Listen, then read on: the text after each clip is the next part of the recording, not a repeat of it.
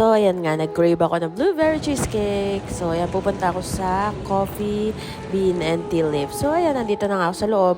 So, ayan, bibili na ako ng blueberry cheesecake. Nag-crave po ako. Pero mas marami pa naman dyang iba ng mga cheesecake at iba-ibang cake. But, ayun yung gusto ko. So, ito yung loob ng Coffee Bean and Tea Leaf. So, ayan, marami rin silang cookies and iba-iba pang mga tinitinda dyan.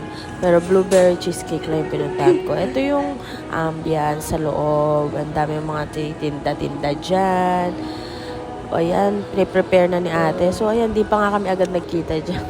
Ayan, I got it! O, diba?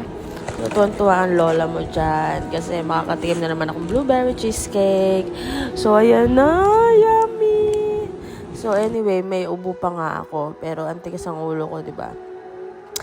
Ayan, I got it. Siyempre, titikman